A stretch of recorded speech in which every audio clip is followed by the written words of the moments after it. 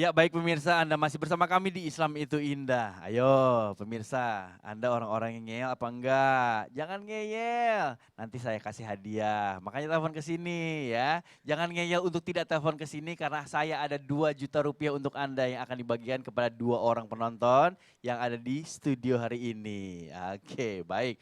Nah baik kalau begitu, enggak deh, saya kan tadi bilang bahwa untuk penelpon, tandanya untuk yang ada di rumah. Oke, baik kalau begitu langsung saja telepon ke sini. Dan yang pastinya hadiah yang diberikan hari ini adalah persembahan dari Viostin DS. Kasih tepuk tangan dulu dong untuk Viostin DS. Iya. Baik, untuk itu silakan langsung coba telepon ke sini saja. Nah, untuk Anda yang telepon ke sini, jangan sampai lupa kalau telepon ke sini nanti akan ada passwordnya. Kalau saya bilang terapi kaku dan nyeri sendi, jawabnya adalah hanya Viostin DS, bukan yang lain. Oke, baik. Saya tunggu telepon dari Anda ya, seperti kemarin-kemarin juga. Yang pastinya saya akan memberikan pertanyaan dulu untuk Anda, baru saya akan kasih hadiah. Kalau Anda sudah bisa menjawab pertanyaan yang saya berikan. Oke, baik. Nah, tentunya untuk Anda semuanya saya akan berikan informasi dulu ya dengan Viostin DS bahwa kalau misalnya Anda sering susah berdiri nih dari duduk kan, kalau berdiri, kalau duduk kelamaan, berdiri langsung kaku-kaku. Dan yang pastinya ngerasain kaku dan nyeri sendi ya di daerah persendiannya. Nah, saya mau ngasih tahu kepada pemirsa semuanya, kalau kaku dan nyeri sendi, minum saja nutrisi sendi yang tepat, yaitu Viostin DS ya, seperti ini boxnya. Baik, karena Viostin DS terbuat dari bahan alami kualitas terbaik yang diakui dunia dan lebih murni. Mudah diserap tubuh sehingga cepat berkhasiat. Cepat masuk ke persendian, mengatasi sendi yang rusak, mengurangi radang sendi, melumasi dan membentuk tulang rawan sendi sehingga sendi mudah digerakkan tanpa rasa sakit.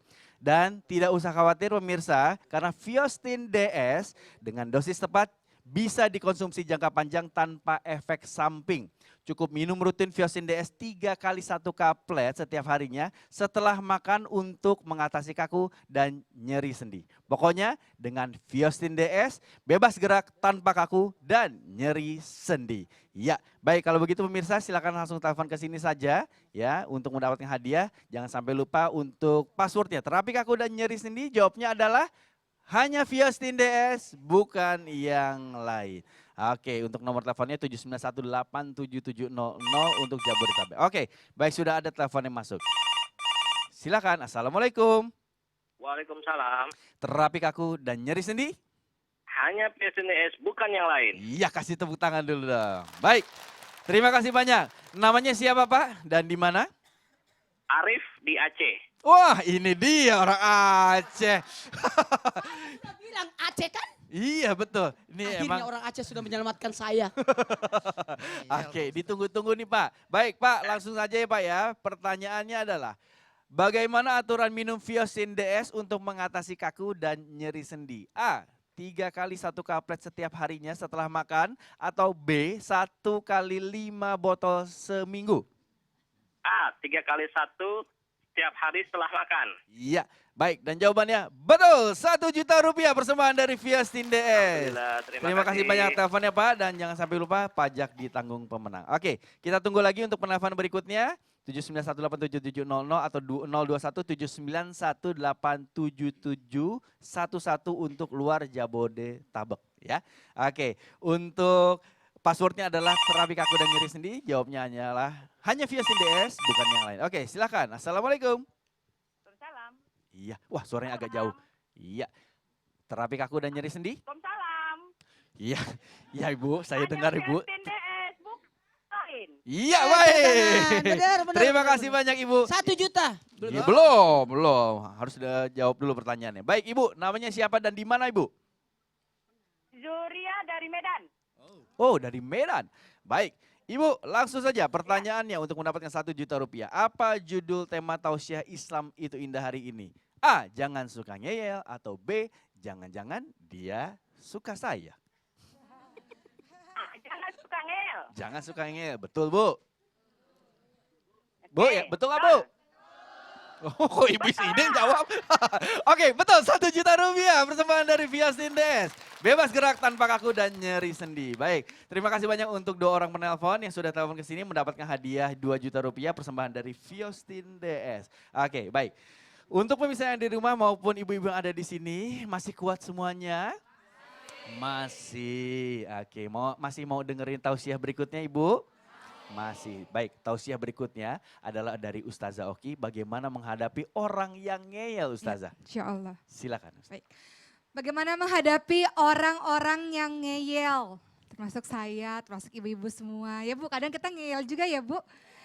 Kita harus memahami bersama bahwa ternyata Allah Subhanahu wa Ta'ala telah mengilhamkan kepada kita jalan kefasikan dan jalan ketakwaan. Beruntunglah bagi orang-orang yang mensucikan diri dan merugilah bagi orang-orang yang mengotorinya. Kita dikasih 2 jalan Bu. Kita boleh pilih jadi orang baik bisa, jadi orang yang patuh pada Allah bisa. Kita juga bisa pilih jadi orang yang menjadi penantangnya Allah juga bisa. Tergantung dari kita. Allah memberikan pilihan-pilihannya untuk kita. Tapi yang jelas ketika di zaman ruh kita dulu, Allah mengambil persaksiannya kepada kita. Allah katakan, Alastu bi rabbikum, benarkah aku ini Tuhanmu? Lalu kita katakan bala syahidna, benar kami bersaksi. Di zaman ruh, di alam ruh kita telah mengakui tauhid keesaan Allah Subhanahu wa Ta'ala, dan kita paham juga bersama bahwa Al-Qur'an menekankan kepada kita wa ma khalaqtul jinna wal insa illa liya'budun, dan tidaklah aku menciptakan jin dan manusia kecuali untuk beribadah kepadaku. Tapi ada jenis orang-orang yang sudah diberitahukan tentang Quran, tentang hadis, tetap menjadi orang-orang yang ngeyel, nggak sholat, nggak beribadah kepada Allah, tidak menutup aurat. Padahal itu perintah-perintah dari Allah. Maka itulah yang disebut dengan orang-orang yang ngeyel. Mari kita lihat wanita terbaik di zamannya Rasulullah adalah wanita kaum Ansor. Ketika turun surah An-Nur 31 tentang perintah berhijab menutupi aurat, untuk menutupi, diturunkan jilbabnya sampai menutupi dadanya. Kemudian Allah katakan boleh diperlihatkan hanya kepada orang-orang yang berhak saja. Wanita Ansor itu nggak pernah berkata, untuk apa sih jilbab ini? Apa sih manfaatnya jilbab ini ya Allah? Nanti aku kelihatan jelek, nanti aku susah dapat pekerjaan, tidak.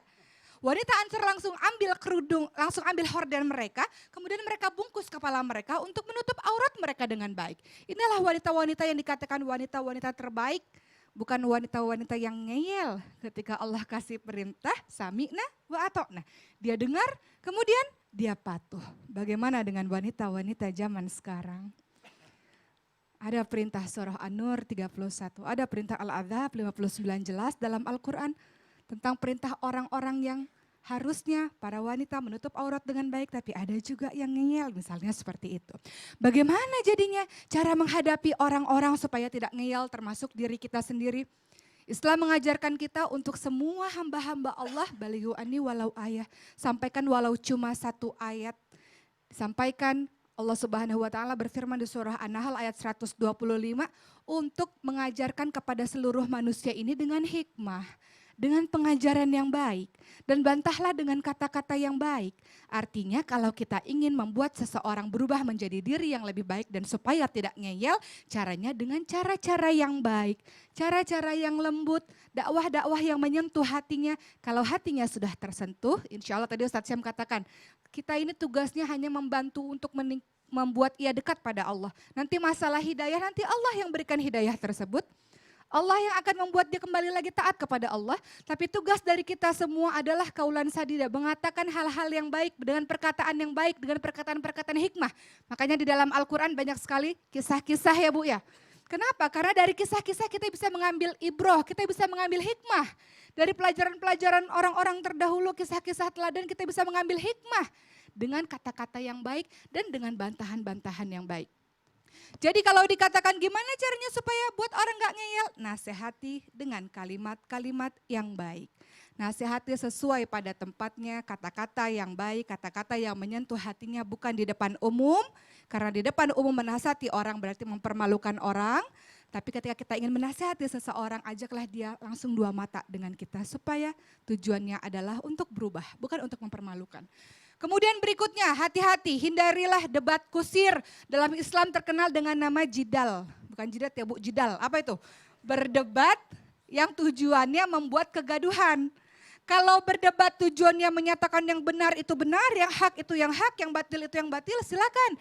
Tapi kalau tujuannya berdebat kegaduhan, mengatakan pada semua orang, lihat aku ini berilmu, lihat aku ini pintar, lihat aku ini kedudukannya lebih tinggi. Tujuannya untuk membuat keributan, maka hindarilah hal-hal yang seperti ini. Ustadz Maulana tadi sudah katakan, bagi orang-orang yang menghindari perdebatan kusir, maka akan dibangunkan oleh Allah rumah di pinggir surganya Allah. Jadi kalau merasa hal-hal itu nggak penting, apalagi dalam perdebatan itu adalah tidak berdasarkan ilmu, tidak berdasarkan dalil misalnya, arah omongannya kemana-mana, tinggalkan perdebatan itu. Maka Allah Subhanahu Wa Taala mengingatkan kepada kita kalau terjadi perbedaan pendapat, kembalikan kepada Al-Quran dan Sunnah. Ini berlaku kepada semua pertengkaran, semua perdebatan. Suami istri berdebat, kembalikan kepada Al-Quran dan Sunnah, mana yang benar? Anak ibu bertengkar, kembalikan kepada Al-Quran dan Sunnah. Apa kata Allah? Apa kata Rasulullah? Apa perbuatan Rasulullah? Itu menjadi patokan kebenaran kita. Jadi dengan begitu tidak ada lagi yang namanya debat kusir. Nasihati dengan baik dan tinggalkan debat kusir kalau itu memang tidak perlu. Itu yang harus kita pahami bersama. Saya juga begitu, insya Allah, mudah-mudahan dibantu Allah. Dan kalau ada orang ngeyel, biarkan dia ngomong terus. Kenapa Kita jadi Ustadz? pendengar yang baik. Iya. Jangan potong pembicaraan, biarkan dia bicara terus. Nanti kita akan ketahui dia akan jatuh dengan omongannya dia sendiri. Jadi gitu caranya. Jadi kita serang balik dia dengan senjata dia juga. Oke? Tapi jangan ada keinginan untuk menyerang Ustaz. Tidak, Ya? jangan. Karena mereka pasti tidak akan bisa menerima. Ya betul. Jadi kita mengembalikan saja atas apa yang dia serangkan buat kita. Karena kalaupun salah, tetap ngaku. Ngaku. Ya. Walaupun Tetap kita merasa benar, pakai dalil apapun dia tidak akan terima. Nah, Jadi lebih baik kita dengarkan aja dia ngomong, ya. kemudian apa yang dia omongkan kembalikan pada dia. Baik, cukup sampai di situ aja Ustadz. Nanti tips-tips Kenapa? dari, ya tunggu dulu. Kan Ustadz harus kasih tahu sama kita semuanya. Tips-tips bagaimana cara agar kita mengobati penyakit ngeyel kita. Oh jadi Bukan kitanya. hanya orang lain, tapi kita. Kalau yang tadi orang lain. Ya. Kalau Sekarang kita kitanya. akan bahas kalau gimana kalau kita yang ngeyel. Iya gitu, cara ngobatinnya gimana. Tapi setelah yang berikut ini, tetap bersama kami di Islam itu Indah. Jamaah